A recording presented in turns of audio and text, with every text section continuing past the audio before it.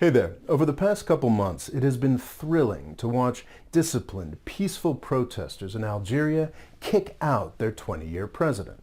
But as with many of these Arab Spring-type protests, things are now getting more complicated. The protesters want more change. The regime, obviously, wants less.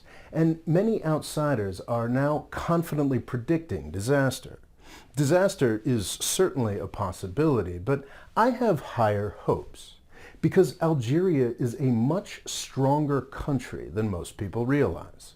Over the past month, I have covered the disaster in Libya and the extraordinary accomplishments of Tunisia. It's tempting to claim that Algeria could follow in the footsteps of either of these two neighbors, but that undersells both the potential and the risk here. Algeria is a different class of country from either Libya or Tunisia. On the most obvious level, there are 40 million Algerians, not 6 or 12 million. Algeria is a serious regional power, and a successful transition to representative democracy there could change the entire Arab world.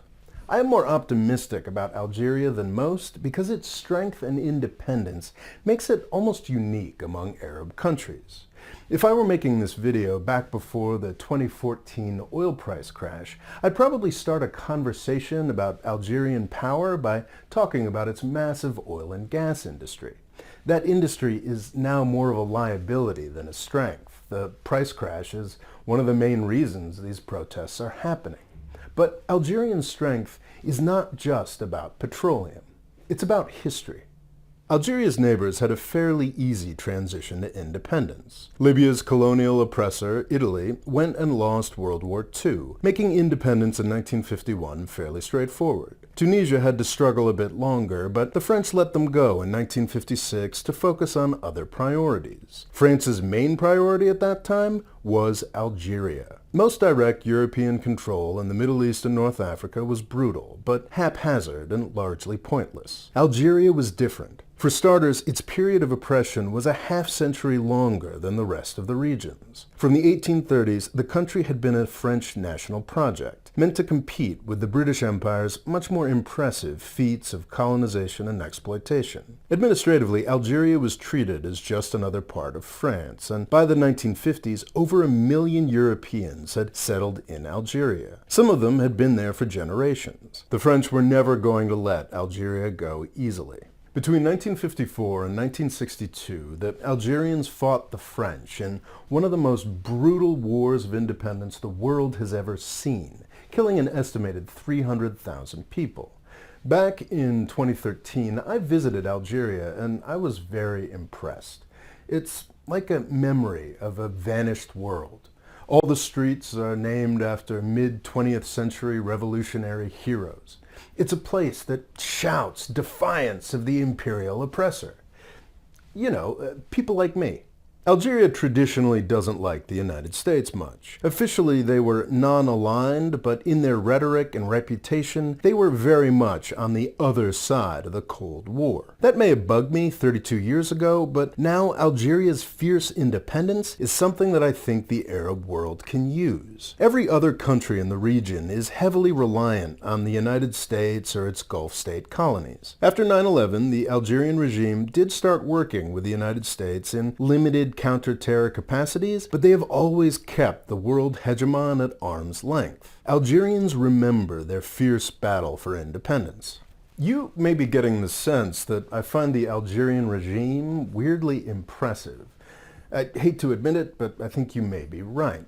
They're the last representatives of the old Arab nationalist dream that held so much promise over a half-century ago.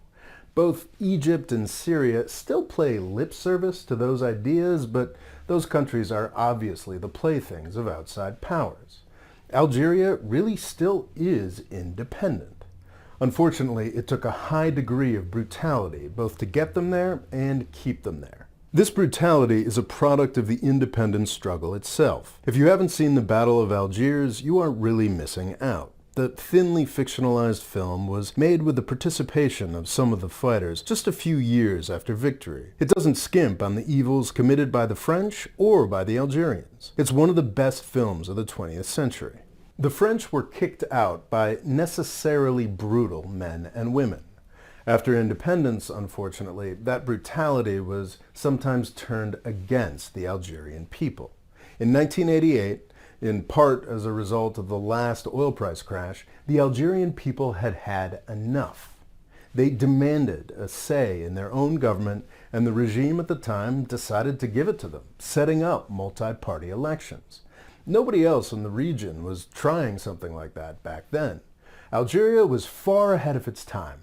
Too far ahead of its time, it turned out. In 1988, Algeria was caught up in a Muslim world shaped by the U.S.-Saudi effort to defeat the Soviets in Afghanistan. That battle was a success, but to make it happen, the Saudis had used their billions to radicalize every Muslim they could, with U.S. and Pakistani help. The Algerian elections of 1990 and 1991 were shaped in part by heavily fundamentalist fighters returning from Afghanistan. The rhetoric of the Islamic Salvation Front, or FIS, was extreme and clashed heavily with the more secular leftist worldview of the ruling regime. After winning local elections in 1990, the FIS quickly moved to establish a more fundamentalist lifestyle where it could. When the Islamists won the first round of national elections in 1991, the old revolutionary elite staged a coup.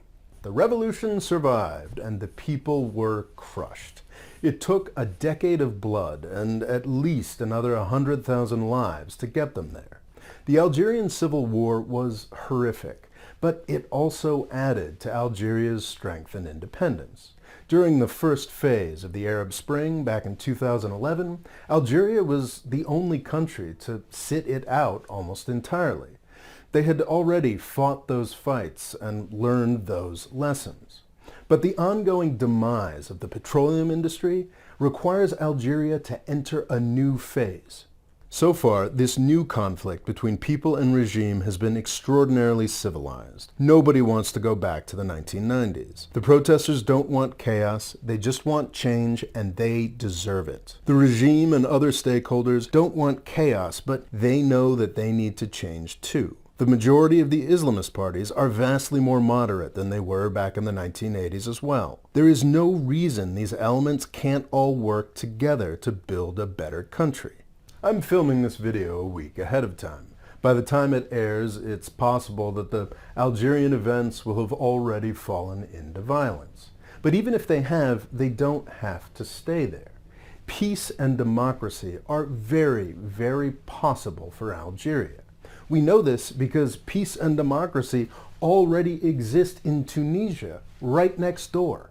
If Algeria can figure it out, then we will have over 50 million people in two countries living in peace and prosperity right next door to each other. This would provide a stronger basis for power and prosperity for both countries. It would also provide a shining example to the Arab world. Algeria has a brutal history, but it's also an inspiring one. Looking back over the past 2 months, it's amazing how much has already been accomplished. If Algerians can continue to triumph over their own history and trust each other, there is no limit to what can be accomplished.